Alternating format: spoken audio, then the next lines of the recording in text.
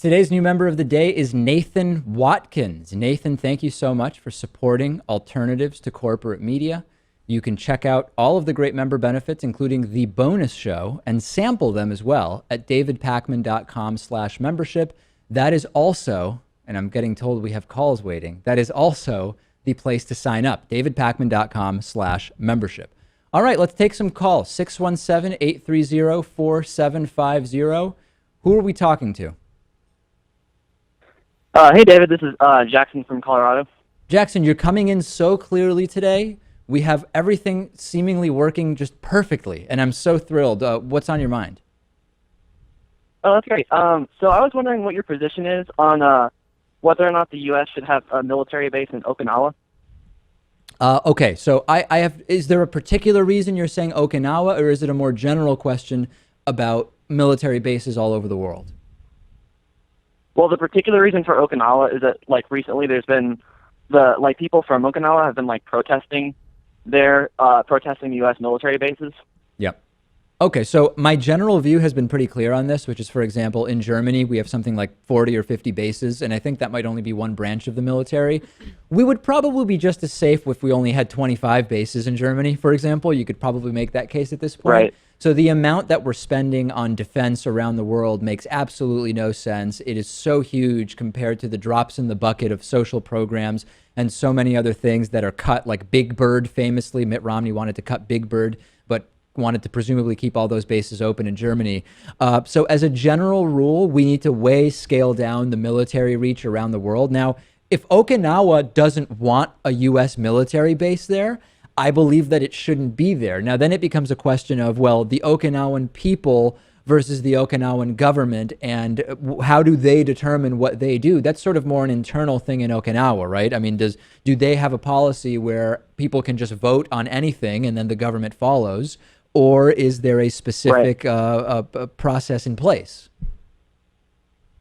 Yeah.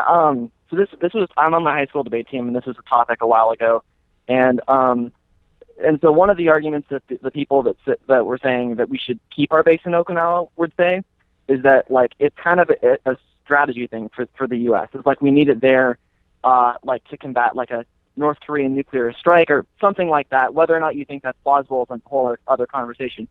But the best response I think for that is I kind of call it the Noam Chomsky argument, and that's sort of where you flip the script. Kind of imagine that another country came to the U.S.